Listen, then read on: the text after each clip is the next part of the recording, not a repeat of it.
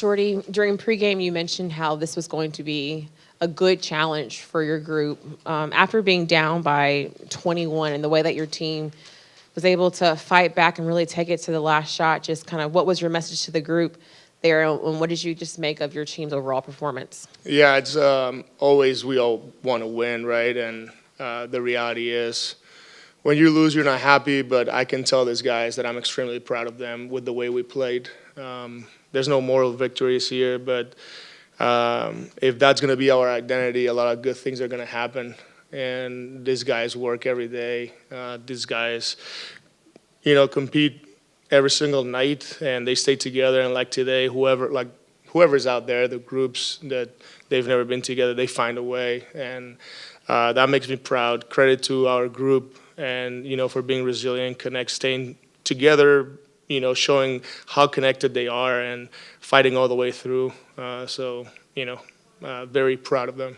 What changed coming out of half, and what was just kind of the biggest adjustment that stood out about how you guys were able to come back in this one, especially in that third quarter? Yeah, I think you see that that defense in the third quarter, and we were committed to run. By the stat sheet, it says 22 fast break points. I don't know how accurate that is, but I like our intentions. I liked our shot selection. We ended up shooting more threes than them, and they're a team that shoots a lot of threes, makes a lot of threes. So we give ourselves a chance. We still got punished a lot with more fouls than them. Some of our fouls were a little soft. We gave up some and ones early on, but after that, I really liked our physicality. 14 to their 14 fouls, which I'm not going to comment about it. If that's a little bit more execution-wise, I mean, was there anything different tactically that you guys did, or was it just a matter of them doing what you wanted them to do better? Like I said, I think our commitment to run when you play against a very good defensive team like them, that they have physical, positional size everywhere. The more you run and get early shots, the easier it is to find those. If you wait to play a half court, you play the wrestle game. They hold you, they grab you, they keep you in front, and it's really hard to score. And I think we ran into that problem a little bit in that second quarter, and then we came out, playing the right way and trying to find those shots and cutting.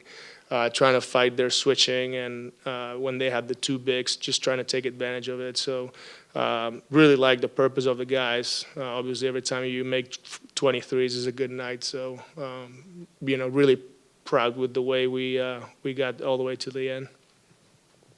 Plenty of guys, stepped up for you tonight. But what did you make of how Max played off the bench, especially because he doesn't normally play a lot?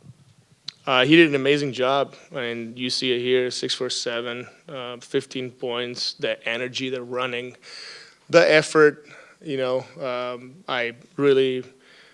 really proud of Max, and he's always been working. He's always been a positive energy. He's always been ready, and we called his number, and he was ready to play. And, he deserves it.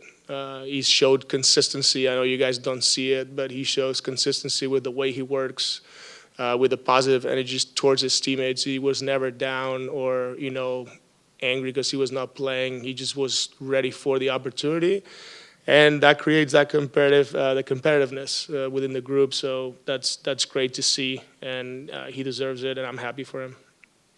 You guys have had a ton of shuffling of guys available, injuries, roster shakeup, all that, and you've still managed to stay competitive most nights. What is it about the way that you guys play that allows you to maintain that consistency regardless of who's available and with things changing a lot? Yeah, I think this is what this group of guys are doing on a day-to-day basis, so credit to them. They come in, they work, they put their minds into what we're trying to do, but also think about like the leadership, CJ, and the older guys, CJ and D'Lo, and then we have these other guys that, they're starting to become grown-ups, and Zaire and Dayron and Keon and Jalen, like those guys now have enough minutes under their belt, and they know what they're supposed to do. They know that they have to communicate, they have to huddle up and talk to each other, and that's really good to see. Tyrese, obviously.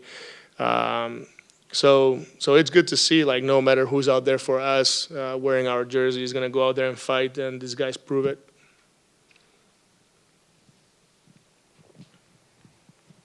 I know you say you don't want to comment on the officiating, but for your team, even when there was some frustration and when it didn't seem like the calls were going your way, just kind of what did you see from your group to not focus in on that and still battle when there were some missed calls?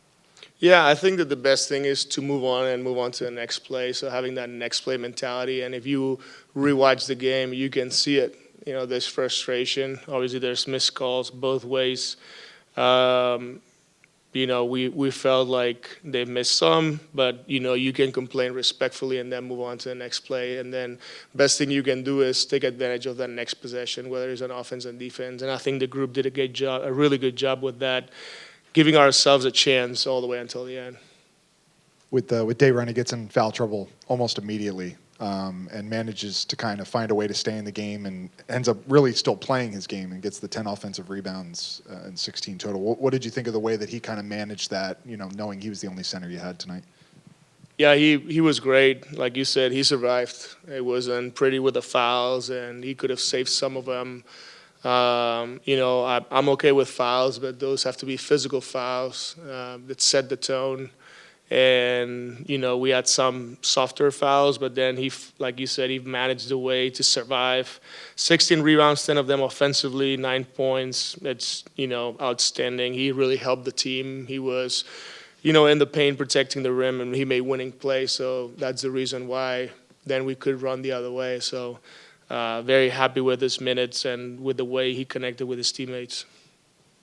Dayron, you guys were able to take this Boston Celtics team down to the last few seconds, even after being down by double digits. What was needed in you all's play that was able to allow you guys to come back, and kind of what was just the biggest X factor in the Celtics winning? I would say that, you know, we played hard. The second half, played more aggressive on defense. You know, hit Jason Tatum, you know, made him get the ball in their hands more.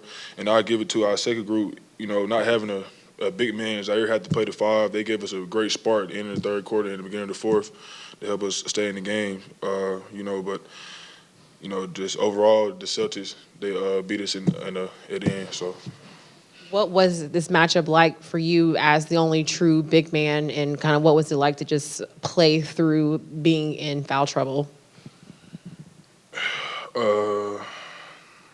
Can't talk bad about the refs. I just feel like personally some fouls calls, you know, aren't really foul calls, you know, but it is what it is. You know, I had to just learn how to play through them, pick and choose my battles in the second half, and that's what I did. How much of a point of emphasis was it just the pace offensively and getting up and down quickly, getting into early offense? Oh, yeah, I feel like if they're going to play two bigs, we got to run them. You know, they had Porzingis and Cater on the court a lot of the game. So if they're going to have that, just run them. And, you know, as a big man, we know that if you drive, they're going to try to help. So we got shooters out there, and I feel like it really helped our second group a lot because 1 through 5 could shoot. So one person was driving, they was helping. Jay Will was knocking it down. Z was knocking it down. You know, Tyrese was knocking it down. So we just had to keep shooting threes, and we was doing that. How happy are you, you know, for a guy like Maxwell Lewis to come out here, play career high in minutes, and have the run he did, you know, getting buckets and that? Hey, I was happy for Max, man. He come in with a quick 8, great spark for us. You know, continued to play good. You could tell he was locked in and ready. So that's the great thing about it. I know you say you didn't want to talk about the officiating, but when it does feel like calls aren't going your way, just how are you guys able to not focus in on that and kind of silence that out, but still push to claw your way back into it? Man, I just look at the refs like a judge. No matter how much I complain, they gonna stick with what they want to say. So I just try to not let it get to me. Just it is what it is, and on to the next play. You know, I could talk to them all day. They ain't trying to hear it. So it just, you know, waste my time. How big was it to see guys like Cam, Keon, you know, Max off the bench, you know, score the kind of points you guys scored, especially with the news that, you know, CT might not play again this season? Hey, man, you look at our team, you know, no matter who's out, we always have somebody to step up. You know, you never know what game is going to be, what guy's going to be. But no matter whoever name called, they always step up and produce. So, like, it don't matter who we play against. It don't matter who they got on the court. I just know the 15 guys I got on my team, we ready to go to war.